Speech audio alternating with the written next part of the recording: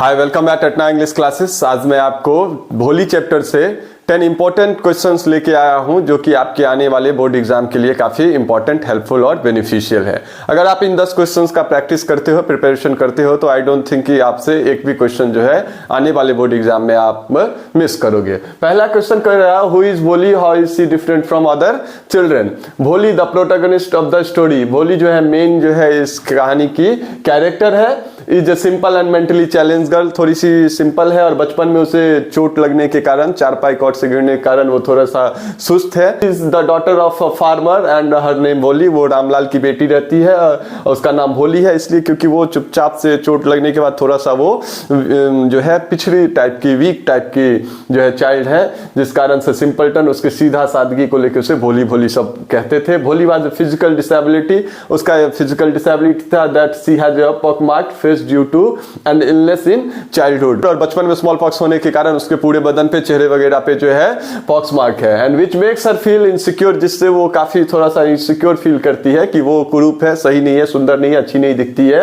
Unlike the other children, Ramlal के अन्य बेटियों की तरह। सी साई, वो थोड़ी सी शर्मीली है। लैक सेल्फ कॉन्फिडेंस, उसके अंदर कॉन्फिडेंस भी नहीं रहता है क्योंकि वो निगलेक्ट रहता है कि सिंपल है, भोली है।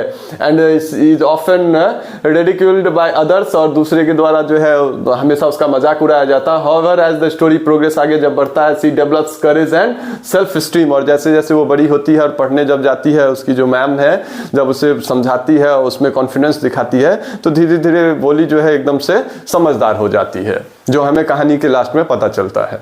Why was Bholi's marriage proposal rejected by the man? क्यों रिजेक्ट किया जाता था? Bholi's marriage proposal was rejected by the man because of her pock mark face. उसके चेहरे पे जो निशान था, धब्बा था, जिस कारण से जो है रिजेक्ट कर दिया जाता था। The man who initially agreed to marry her refused after seeing her appearance.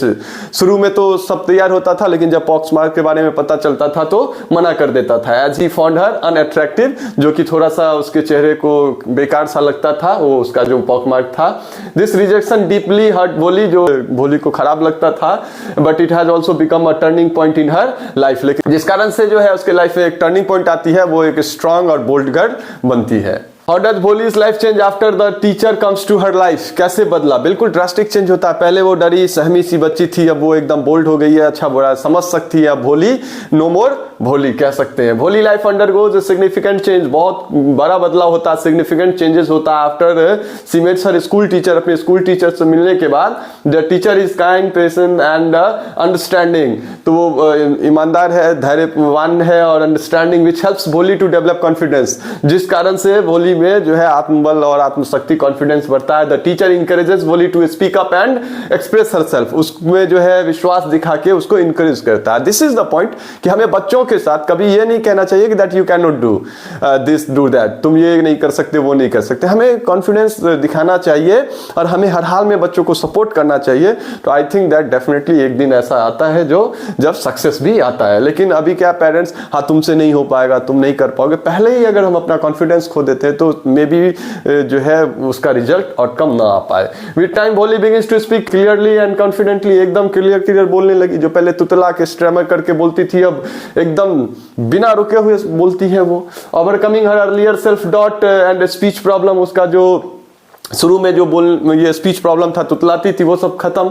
The teacher helps Bholi realise her potential and empowers her to take control of her life. और टीचर जो उसे समझाई, उसमें कॉन्फिडेंस दिखाई, उसको बूस्ट अप किया। भोली एकदम नहीं घबराती है, नहीं डरती है, एकदम बोलती है और अब उसको खुद में विश्वास है। That she is no more fearful girl. अब वो एक डरी सहमी सी लड़की नहीं है, अब वो समझ सकती है और उसमें काफी कॉन्फिडेंस, सेल्फ कॉन्फिडेंस आ चुका है। How does Bholi react when she is asked to speak at school? जब उससे पूछा गया, बोला गया स्कूल में बोले तो क्या, वो स्टैमर करने लगती है, तुतलाने लगती है, डर जाती है। Initially Bholi was very shy and reluctant to speak because of her speech impairment and low self esteem. शुरू में वो जो नहीं बोल पाती थी, जिस कारण से काफी उसमें जो है आत्मविश्वास का कमी था। However her teacher encouraged her by showing patience and kindness, लेकिन जो उसकी स्कूल टीचर मैडम रहती है उसमें विश्वास रखती है, उसको इनकरेज करती है। And after some practice Bholi was able to speak clearly in front of her classmates, और अपने क्लासमेट के सामने अब वो आराम से बोल सकती थी बिना रुके हुए।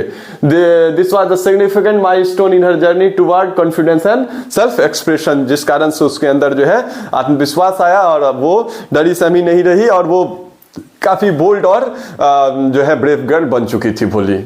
How does भोली show courage and assertiveness in the end of the story? हाँ, यही लास्ट में तो पता चलता है। अभी तक भोली जो है अब भोली नहीं है, भोली नो मोर भोली, किसी को भी नहीं पता था। वो लास्ट में जब दिसंबर से शादी के दौरान दहेज की बात को लेकर जब वो एकदम बोल्डली बोलती है तो सबको पता चलता है दैट भोली इज नो मोर भोली, और भोली अब बदल चुकी है। Bholi can understand about her life and take decisions ले सकती है। In the end, Bholi shows courage and assertiveness when she refused to marry the man who rejected her because of the appearance. सबसे पहले तो वो बोलती है शादी नहीं करेगी दिसंबर से, क्योंकि उसके चेहरे के दाग के कारण जो बोल रहा है नहीं दहेज दो, एक्स्ट्रा पैसे दो। Despite the pressure for her family to accept the marriage, उसके पिता पैसा देने के लिए तैयार भी हो गए थे और बोले थे बोली तुमसे अब शादी कौन करेगा, कर लो, बारात वापस जाएगी तो दिक्कत हो जाएगा। Bholi stands up for herself, stating that she will not marry a man who does not respect her. वो शादी ही नहीं करेगा जो पैसे के लिए उससे शादी करना चाहता, उसके लिए नहीं, उसके दिल में उसके लिए रिस्पेक्ट नहीं है, उस आदमी से वो शादी नहीं करेगा। This act of defence represent her new fond strength and self respect. ये दिखाता है कि भोली अब समझ सकती थी अपना अच्छा भला, और वो उसने एक बोल्ड डिसीजन लिया। फैमिली प्रेशर के बावजूद भी उसे ऐसे व्यक्ति से शादी करने से मना कर दिया जो उसके लिए नहीं सिर्फ पैसा और दहेज के लिए शादी करना चाहता था उससे। What was the role of Bholi's teacher in her life? पहले ही बता दिया हूं कि Bholi teacher plays vital role in transforming her life. काफी जो है अच्छा क्रूशियल रोल प्ले करती है। Teacher not only help Bholi improve her speech but also instilled confidence in her. अपना विश्वास दिखाती है। She treated Bholi with kindness and patience making Bholi feel valued. The teacher encouraged Bholi to overcome her fears and believe in herself, which ultimately gave Bholi to stand up against social expectations and find her voice। भोली को जो है बार बार जो है motivate करती है, confidence दिखाती है, बूस्टअप करती है, जिससे भोली का डर धीरे धीरे कम होता है और भोली बोलना शुरू कर देती है और एक डरी सहमी लड़की से वो जो है एकदम से काफी बोल्ड जो है बनती है वो। How did Bholi's father react to her decision not to marry the man? His father who was initially insistent on her marriage for social reasons, सामाजिक कारणों से कि गांव समाज क्या कहेगा चाहता था, दबाव बना रहा था भोली को कि शादी कर ले दिसंबर से। Was furious when Bholi refused to marry the man, मना कर दिया तो वो थोड़ा गुस्सा हुआ। He wanted her to accept the proposal to avoid social shame, कि समाज में नाक कट जाएगा, समाज के लोग तुम्हें क्या कहेंगे तुम्हारे बारे में भला बुरा, तुम शादी कर लो। However, Bholi stood firm on her decision, बोला नहीं मुझे ऐसे लोगों से, ऐसे लालची से शादी करना ही नहीं है। Despite her anger, she refused to marry the man who had rejected her। Father के और फैमिली प्रेशर के बाद गुस्सा होने के बावजूद भी वो मना कर देती है। Demonstrating her new fond confidence and self growth, दिखाती है और कहती है कि वो स्कूल टीचर का काम कर लेगी, वो अपने माता पिता का सेवा करेगी, लेकिन ऐसे व्यक्ति, ऐसे लालची और ऐसे लोग से शादी नहीं करेगा जिसके पास उसके लिए, भोली के लिए कोई रिस्पेक्ट है ही नहीं। How does the story reflect the theme of self-worth and empowerment? कह रहा the story of Bholi reflects the theme of self worth and empowerment. दिखाता initially Bholi is the victim of ridicule due to her appearance and speech impairment. जो उसका जो चेहरा था, marks था, pox mark, और दूसरा जो स्पीच जो तुतलाती थी जिस कारण से। However through the support of her teacher, लेकिन बाद में जब उसके टीचर ने उसमें कॉन्फिडेंस दिखाया, सपोर्ट किया, भोली गेन्स कॉन्फिडेंस, उसमें आत्मविश्वास आया, लर्न टू स्पीक अप, बोलना सीखी and begins to understand her own value, और समझ गई क्या अच्छा है क्या बुरा है, क्या डिसीजन उसके लिए बेहतर होगा और क्या करना चाहिए क्या नहीं। By rejecting the marriage proposal Bholi takes control of her life and asserts her independence, thereby empowering herself। और बोलती है ऐसे लालची से शादी नहीं करूंगी और मैं अकेले रहूंगी, आपका सेवा करूंगी, स्कूल में पढ़ाऊंगी, ये उसके कॉन्फिडेंस को दिखाता है और वो अपने बारे में जो अच्छा बुरा फैसला ले सकती थी उसके बारे में, उसके सोच के बारे में, भोली के बारे में ये बताता है। How does the story highlight the social pressure faced by girls? क्या है social pressures? Obviously अगर कोई लड़की हमारे समाज में शादी नहीं हो तो लोग हजार तरह के क्वेश्चंस रेज करते हैं। इवन इन 21st सेंचुरी, आज बेटी का शादी नहीं हो पाया, कुंवारी रह गई, ये वो बहुत सारे सोशल सामाजिक जो है बंदिशें होती है। The story highlights the social pressure faced by girls, लड़कियों को जो झेलना पड़ता है specially in terms of marriage. शादी के मामले में Bholi is pressured by her family to marry a man who does not respect her. एक तो उससे एज में भी 2 गुना है, रिस्पेक्ट भी नहीं करता, फिर भी बोला था नहीं शादी करना है है simply because she is girl, क्योंकि वो एक लड़की थी और एक लड़की जो है समाज में कुंवारी नहीं रह सकती है, ऐसा प्रोस्पेक्ट है। नहीं तो बहुत सारे लोग उंगलियां उठाते हैं। Her father's insistence on her marriage despite the rejection, मना करने के बावजूद भी इंसिस्ट कर रही थी। Shows how girls are often expected to conform the social norms and how their personal feeling are disregarded. चाहे लड़का कैसा भी हो, बारात आ जाए भले शराबी हो, तो आजकल तो अब ऐसे केसेस होने लगे कि बारात को वापस कर दिया जाए, लेकिन लोग कहते हैं नाक कट जाएगा, क्या होगा, बाद में सुधर जाएगा, समझ जाएगा, शादी कर लो। कोई भी बुराइयां हो, खास करके लड़की के केस में, कि इज्जत डूब जाएगा, बारात वापस चला जाएगा, ऐसा कुछ करके कितनी भी असमानताएं हो, लड़कियों को हजारों हजार नहीं लाखों को ये घूट पीना पड़ा है और शादी करना पड़ा। लेकिन वोली इस केस में ऐसी नहीं है, उसने आवाज उठाया अपने लिए और वो मना कर देती है एकदम से। However, Volli ultimately refusal to marry shows that girls should not be forced into decision that affect their lives। और ऐसा डिसीजन नहीं होना चाहिए जो कि उसके पूरे जिंदगी को ही अफेक्ट कर दो और बर्बाद कर दे।